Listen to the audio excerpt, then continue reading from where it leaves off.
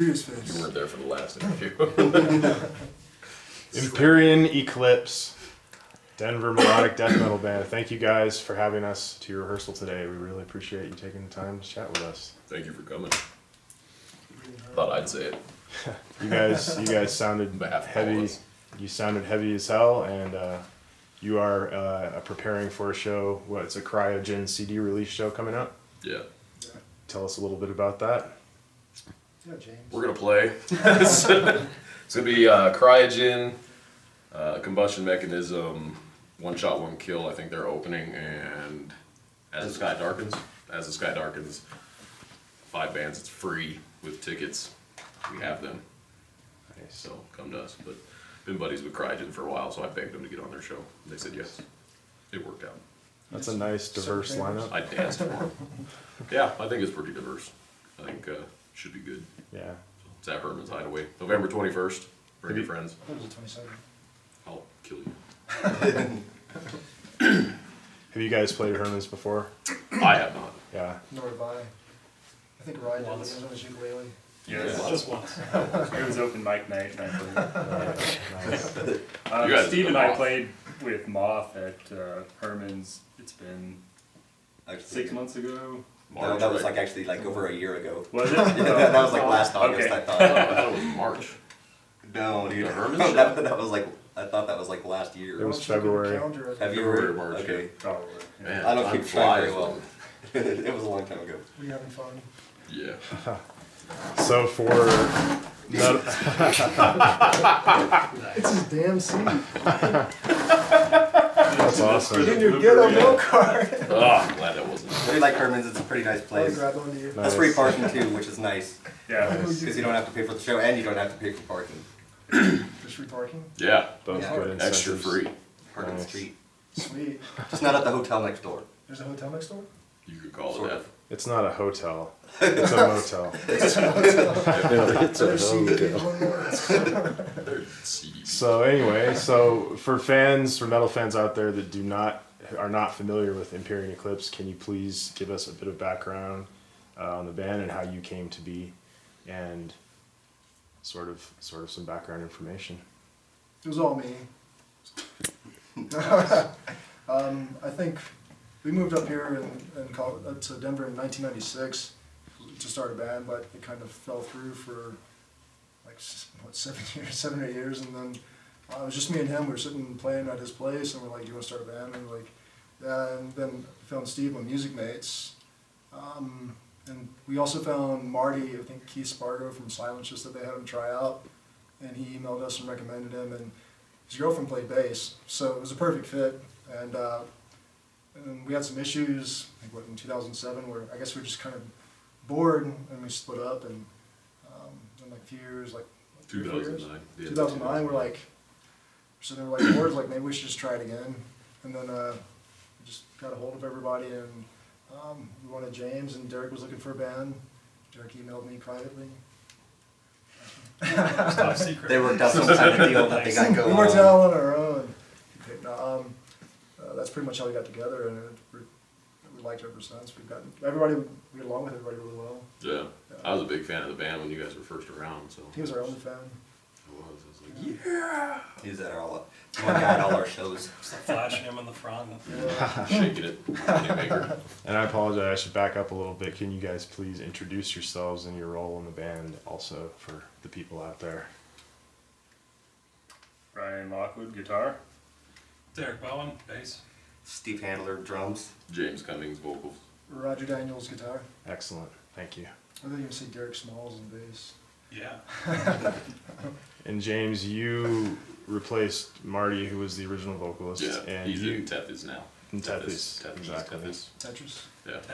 And you were in another band before that. Yeah, I started in Misanthrope back in '99. We did that for probably about 2005, and then we ended up disbanding. Just couldn't get a solid drummer that wanted to stick around, and was in the Mandrake at that time, and played in the Mandrake with Empyrean Eclipse back then, once or twice, I can't remember. But Twice, 3 times. I was a big fan, and then I left Mandrake. They wanted to go a different direction, and I tried to take a little time off. Ended up being the first vocalist first actual vocalist for Allegiant. They were Allegiance back then. We changed the name right before I ended up having to, I couldn't commit the time that they wanted to that.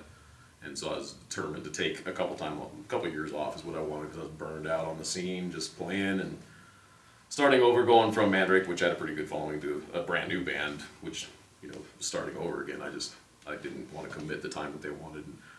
Now they're signed to Metal Blade and doing very good things, so I'm happy for them. But they emailed me and I was like, I'm very interested, but the time was wrong. So I said, give me 6 months. And 6 months later I emailed them asking if they're still looking. They said, yeah. Came down and tried out and it worked out. And then shortly after we got Derek. I knew Derek from Beguile back in the day. Way back. It's a long time ago. What other bands were you in? Yeah, so I first got into the scene, I guess, with, it was an old Denver black metal band, Beguile. We did that for about 2-3 years, I think. Then I ended up joining with Satan's Host, and I played with them for, it had to have been like another 2 or 3 years, probably, and then ended up having differences with their old vocalists, so kind of split ways, and kind of got out of the scene as well, same as James, just kind of to the point where I was like, okay, I don't really want to go and start over again. I was like, I'd rather focus on other things like career, did that, and then I ended up going on to, I think it was Music Mates or something is where I found Roger's post, and You saw my photo? yeah, I remember you guys back because we played with them with Beguile or and Saints Yeah, Host, we I think, played- a long time ago. Yeah, a long time ago. Yeah, so I sent over the email and just been here ever since. So Holy hell, it'll be 10 years next year? yeah, Oh, shit. getting old. It's old. It's not Can't like do it on TV. Oh, sorry. It's you. How would you describe Empyrean Eclipse's sound to fans who are perusing the metal scene, looking for new, cool stuff to check out? Ryan's good with words. I'll let him handle that.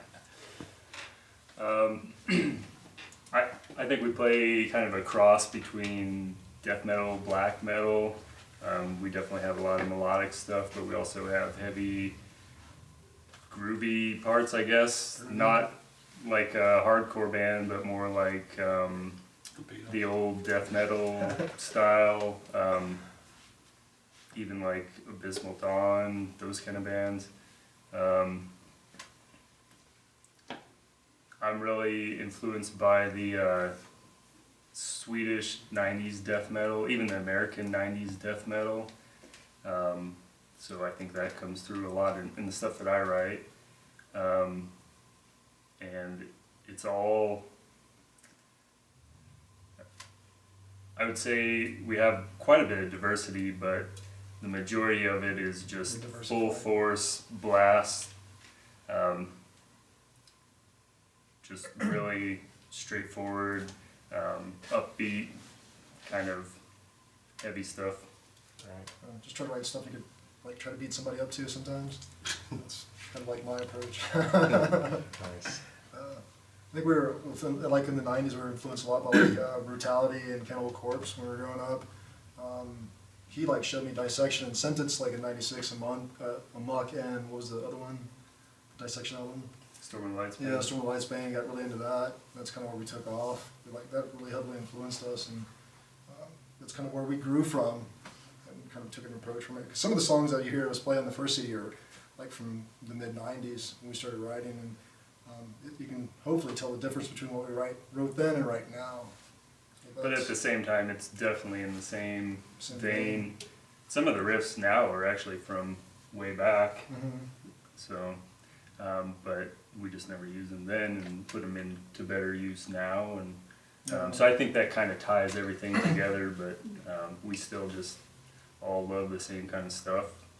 So I think we're going to continue probably in that direction in the Yeah, future. I think it's taken like some of the songs like 2 to 3 years to write them, just to feel comfortable with them and happy with them. Then we bring them up, and any ideas anybody has or any input, because everybody has something as an idea, and it's always good to get it from them.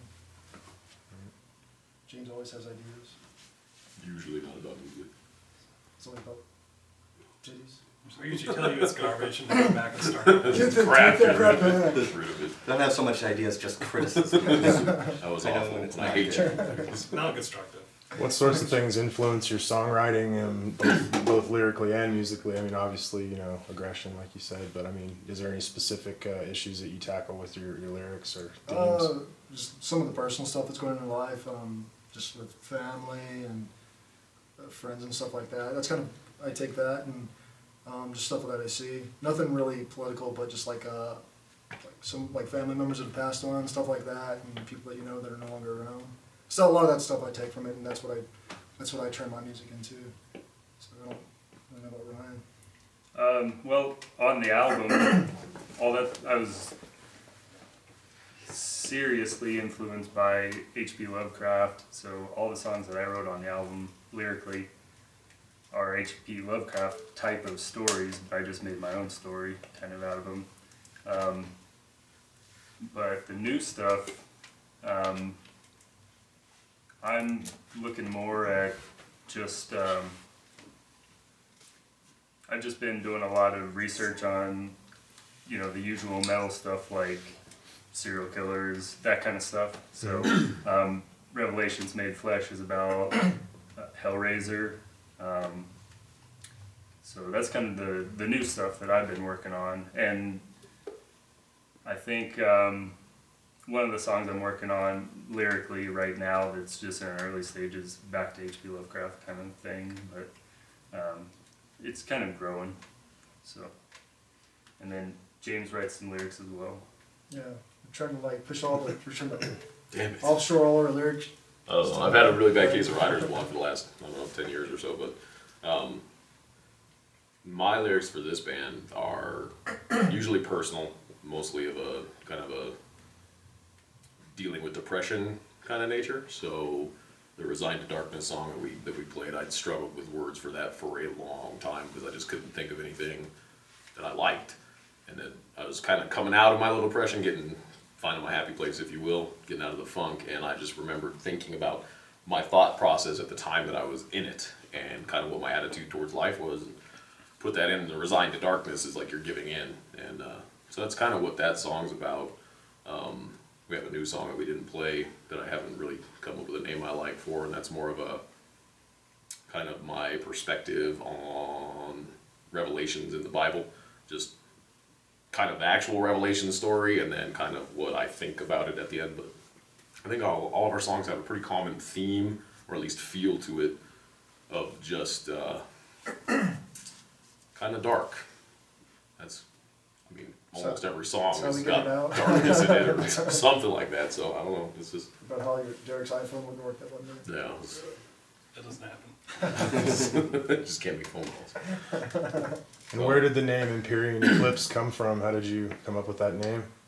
Well, we were in the studio recording our demo, and we didn't even really have a band name yet.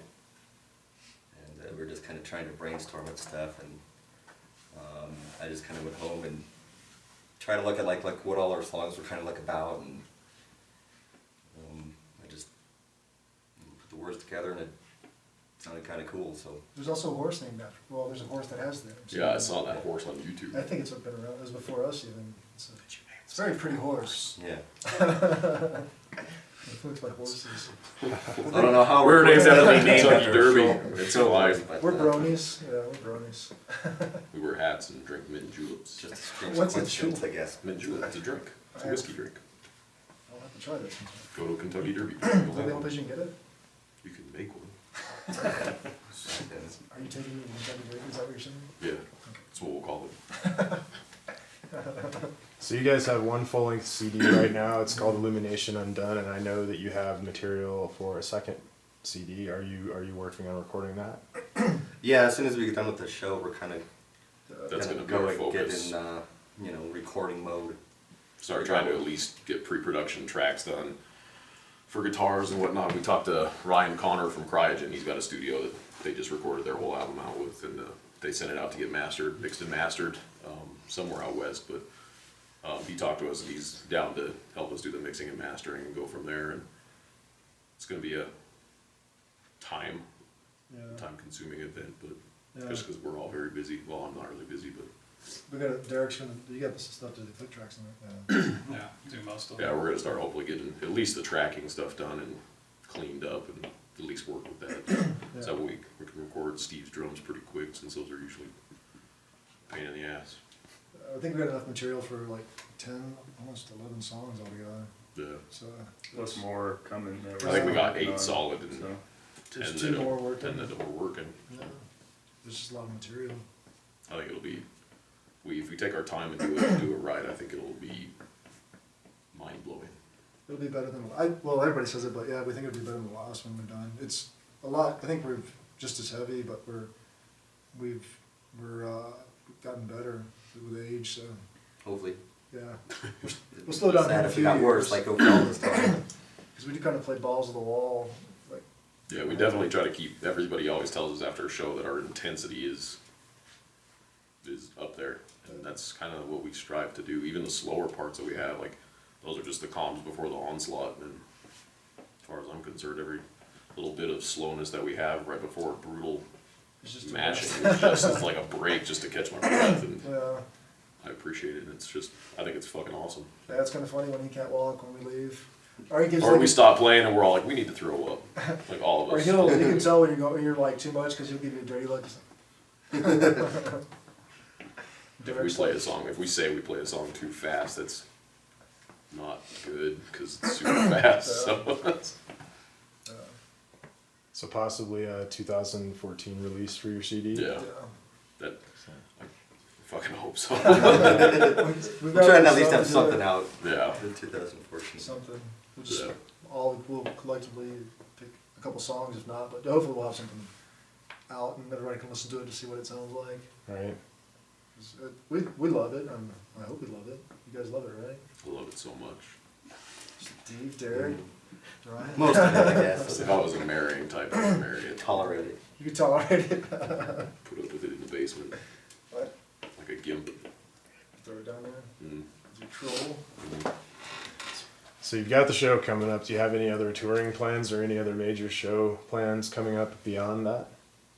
No, I don't think we have I anything think lined we up. really just want to focus on recording because it does get in the way when you want to get stuff down, and because we don't primarily focus on that, and we've got probably about 3 or 4 other songs we want to work on. I think altogether that we're finishing up because I still go over to his house and jam like 2 times a week normally to get stuff done, and we've progressed quite a bit. But there's like a couple other songs. There's one we're working on. He has I think 2 other ones that we need to get finished.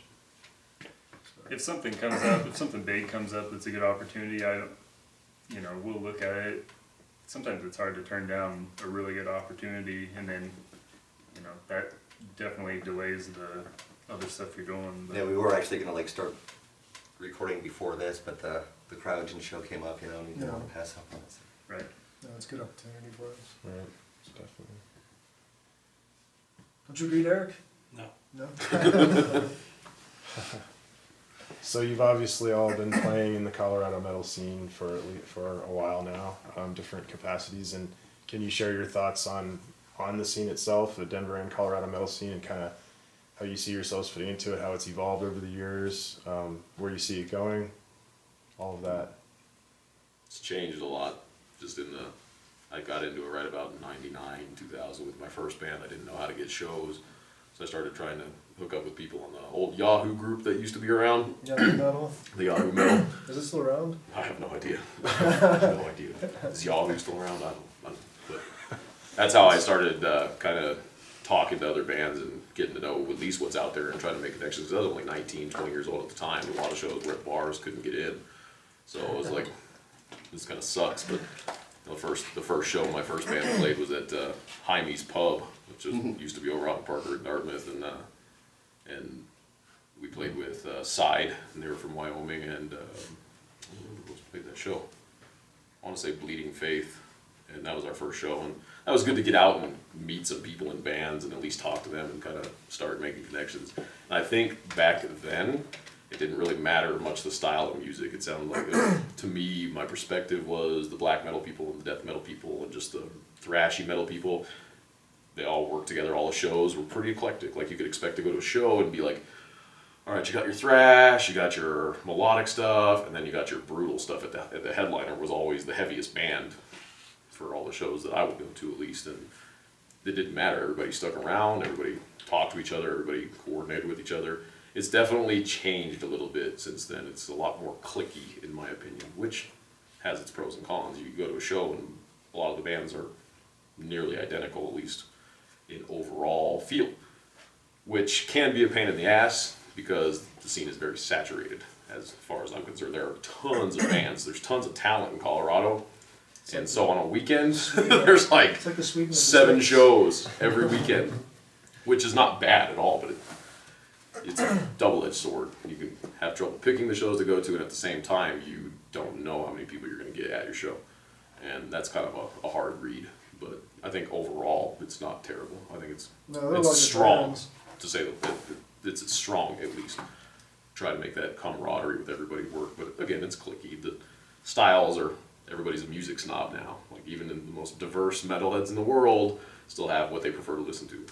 And I think it kind of shows in the bands that play together a lot, but even still, all the bands, you know, you make friends in every band, and that's kind of the connection you hope to work on, at least, if for no other reason. You know, you get on a show with technical progressive metal band and hope that it doesn't suck, and hope everybody gets along. So, but I think overall the scene is very strong. It's just different than it used to be. Yeah, everybody has access to really good production now too. So, I mean, before everything sounded like you're recording in a garage, and Yeah. now everybody, you have like Dave and other people that have home recording studios, and they can make it sound awesome, just as long as it, I guess, it conveys over to live. That's really the only thing. It's just everybody has access to it is one of the big things. Because there's some amazing bands out there. They sound amazing, but I haven't seen them live, and it's just, you know, it's just everybody has access to it. Everybody can sound awesome. It's just when you go there and you want to see them live, hopefully it falls over to that too. So hope we sound good when we play live too. So that's one of the big things. That's because we lip sync. We Yes, do. we play a track, Milli Vanilli style. I think a big thing that changed a lot of the scene too is just straight up prices of entry. Like, I mean, you used to be able to go to a bar show with 4 or 5 bands and maybe pay a $5 cover. And now it's 10, pretty much regardless of where you go. It doesn't matter, even the bands that are playing, it's hard to come by just a...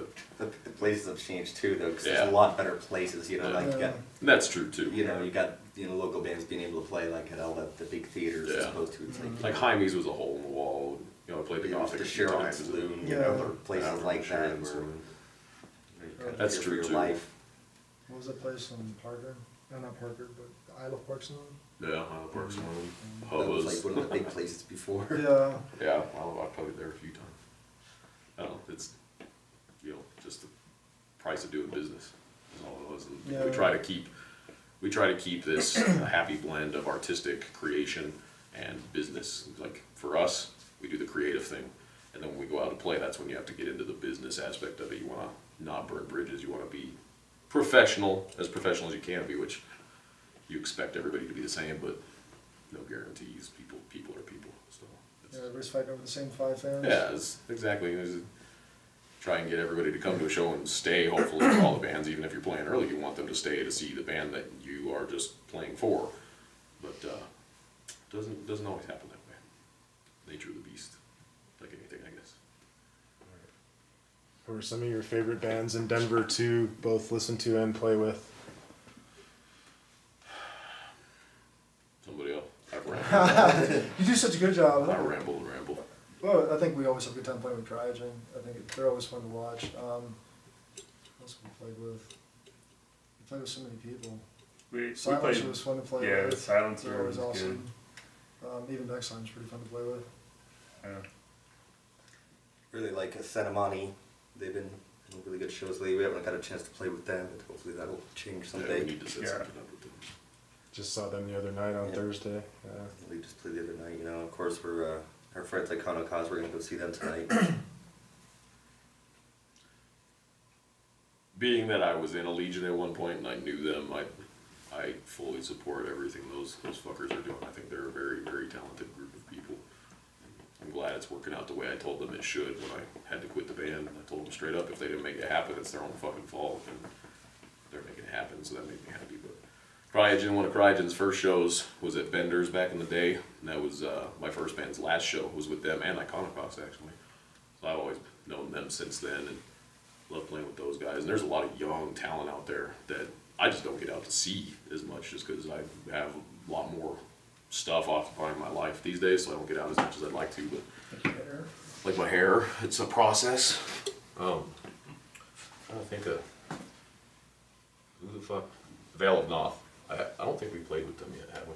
I like them. We're not similar styles per se, but I really like just what they bring to the table.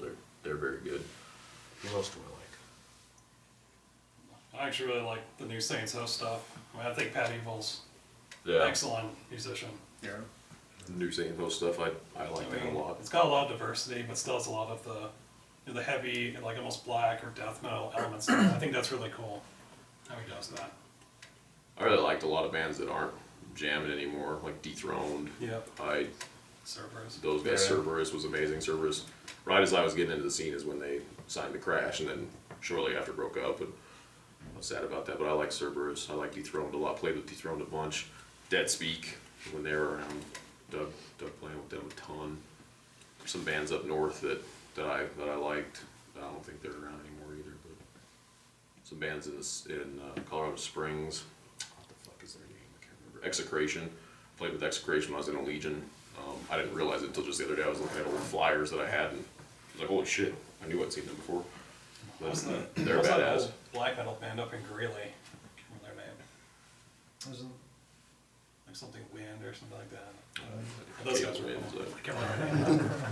I don't know. There's a ton of bands that we played with when I was in Mandrake. We played with Accessum out in Grand Junction, and that still tops my favorite show list that I played. My top 3 at least. Those guys are I don't fantastic. remember who else played that show with us. There's a couple other bands, mountainside bands, but that Remember show there was was this band in the insane. mountains called Destructicon. That was badass.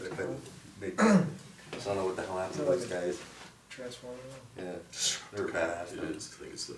I remember we played some show in some Eagle Lodge or something up in the mountains. It was pretty cool because Lodge Casino. Maristar Resorts. I was a big fan of the Mandrake before I was in the Mandrake, so when I joined that, it worked out. And they're done now. I haven't heard Dragoria, the new incarnation of Ron's band, but there's a ton of bands out there. I just can't think of them. I don't know, I don't keep track. It's hard. Tethys sounded good. I Tethys, like yeah, that a lot. Tethys, Marty's new band. Marty did Sentimani for a while and then left and came back and started up Tethys. I thought their sound is I think it's unique to, you don't hear anything like that because it's brutal metal, but it's very melodic, and then they have breakdowns, but it's done in such a way that I can't think of anybody that they sound like. And I think that's good. They put on a good show too. Marty's a good frontman. Except he cut his hair now, so I'm gonna have to see how that goes.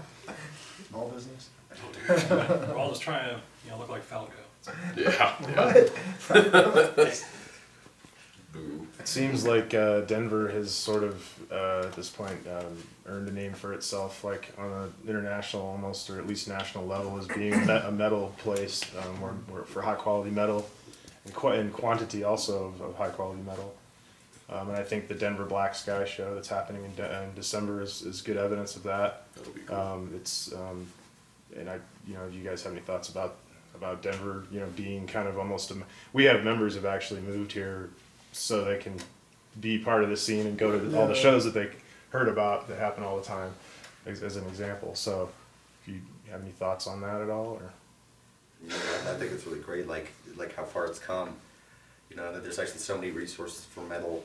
I'm sure you remember how it was. Crazy. Even just 10 or 15 years ago, before there was, like Facebook and MySpace, where you could just like get online and find awesome bands. I remember, sitting up late at night every Sunday night just to catch, with a couple hours of metal X, every week just to try and catch new bands that were out. And that's how you found new metal.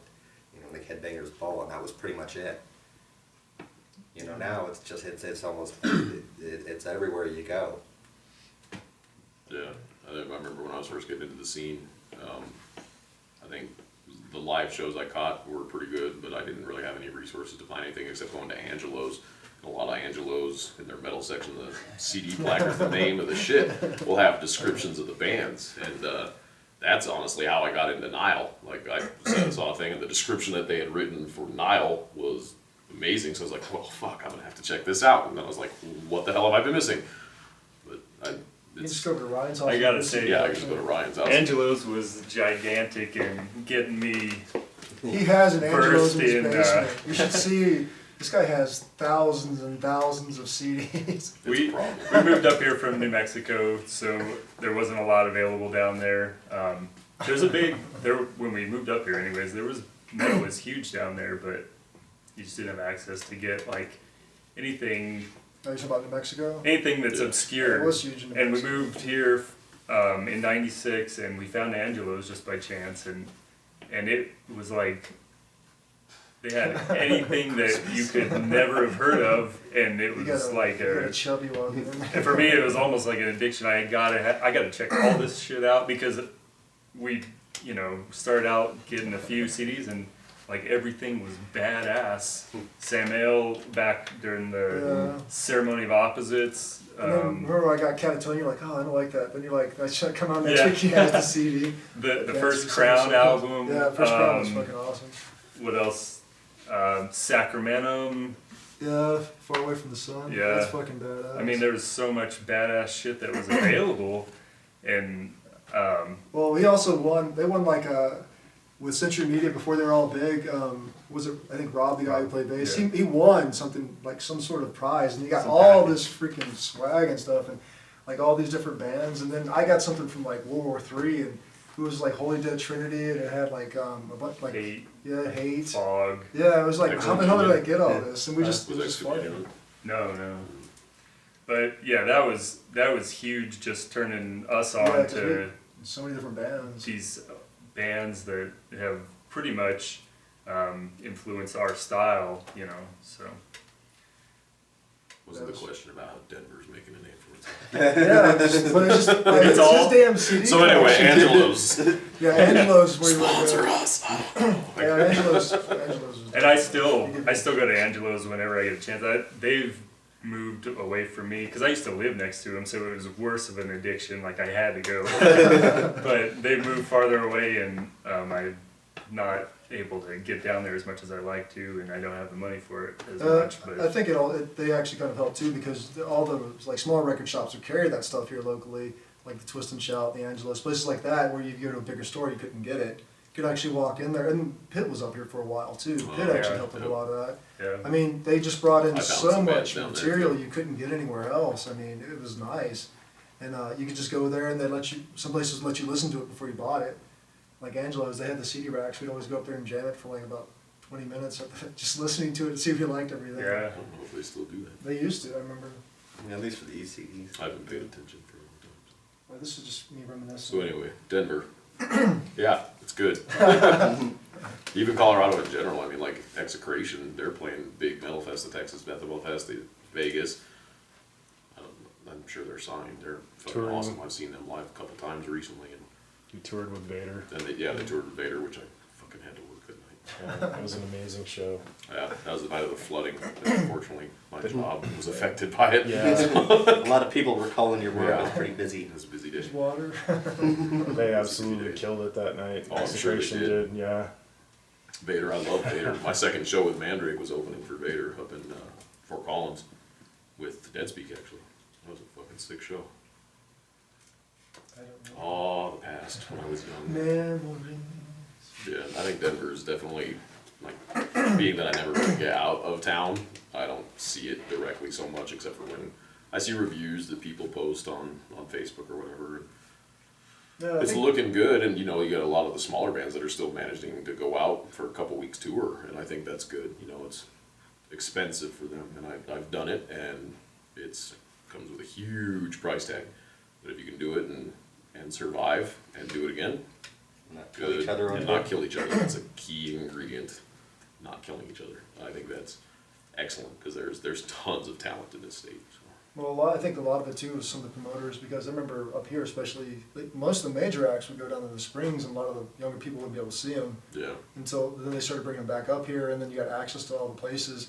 Remember when Big Q was doing a lot of stuff, he would promote locally, and it was great to have him. And I mean, it's just you got to have somebody who's willing to bring in, put these bands up there and let them play. I remember they did that stupid thing for a while where, like, that you couldn't have, alcohol served at Mhm. any shows that miners were at, you know, and this was Yeah. like totally split seating, and that screwed things for a while. That was brutal in And Denver, I like, remember that. we got passed up by so many shows because of that, until they kind of pulled their heads out of their asses and fixed Yeah, that. You gotta let the kids come in, because if you don't, they're the fresh blood, they're the ones Yeah. who are gonna get influenced by the people up Yeah, I there. really wish there was a more all ages places to play, but I can understand it's hard for the venues because it's a liability issue to have, you know, underage kids, you know, where there's alcohol being served, and, you know, the kids aren't really spending any money at the venue, they're just there, you know, You might buy Coke, soda, A hot dog. stocks, yeah. root beer float. Dude, you could do I think the that. Marquis doing it right. They're doing all ages, aren't they? Yeah. Like at least 16 and Yeah. up. I think they do it really well. Gothic's always doing it really well. They were doing, you had to be 16 to get in regardless if you had a parent or whatever. And that was kind of a bummer for a lot of people. Like even going to some of the bigger shows. Remember I had a kid that I worked with wanted to go see Soulfly at the Gothic, and he was only 15. And I told his mom I'd take him, but we got there and that was when they just started the 16 and up and couldn't get in. So I felt bad for him, but he sold his tickets, so it was fine. Then he found a ride home with that ticket. Seven Circle Music Collective has definitely filled that need, at least to a degree, for all ages shows, because they don't even check IDs at the door. Oh, wow. So because they don't have a bar or anything. I haven't There's- been there yet. There's a show that I wanted to go check out. I can't remember who's playing. They have a lot of good local metal shows, and punk and hardcore and grindcore, Right. and lots of just all underground music basically. But they definitely are you know, any kids can go there, so Nice. it's good. Yeah. It's good to know. Yeah. See, I also like all the metal bars that are popping up, Yeah. especially Yeah. the breweries. Like Yeah. True. Have you been to Black Sky yet? I haven't been to That Black place is Sky. cool. Well, Steve and I went last Yeah. week. It was pretty badass. I haven't Yeah, been to man. True yet though. And I just like I see tons of them popping up, and I think that's awesome because I like home brewing, so I think that's really cool. And I think it's a great place to go and Is it 'cause you're network Welsh? with fellow peers and people you don't get to see a lot. I think one thing that's changed a lot is like, you know, metal's gotten a lot more normalized, you know. More acceptable. Yeah, I mean, it's a lot more socially acceptable to be, you know, into metal. You know, you're not, there's still some people that don't accept it, but I mean, you're not totally looked down at as like a criminal, you know, for being into Yeah, metal. not a straight It's up like you go to like outcast. music stores and they actually like are catering more to metal musicians and have gear specified for metal musicians, you know, and 15, 20 years ago that wasn't the case, you know. There's more metal radio It's play. making a lot of more people money, and you know, then of course it helps build the scene. You know, then of course, you know, things like metal bars start popping up and are successful now. You know, instead of protested and shut down. You know, It's way better than the Whiskey Bill days. Oh, Listen to metal all day, go and like play volleyball outside. wow. Memories? Well, It's a Home Depot now or a Walmart now. Home Depot, yeah. That's solid. Solid. Pinkies, all that stuff. Yeah, Pinkies. I played at Pinkies. Pinkies, one of their last shows. We did that deep freeze at Pinky's. Oh, It was man. like a video arcade. Let's Yeah. I think it was play the last laser time I was tag out there still. afterwards. Let's go play laser tag. A lot of options in this place. Not necessarily for shows, but if you want it, you can get it to happen. Right. Well, we want to thank you guys again very much for having us here today, for your rehearsal and for this chat. And definitely thank you for all your support. Yeah. Not thanks only for- for us, but for everybody else in the scene. You and your crew. I think you Tip guys of the are hat. awesome. So it's definitely a pleasure to have you here and to take part in the interview. Here in Steve's basement. thank you. Up in Steve's basement. Thanks for showing up. Thanks very much. Thanks for interviewing us. Excellent. All right, guys. Didn't think Thanks. I cared. Come to our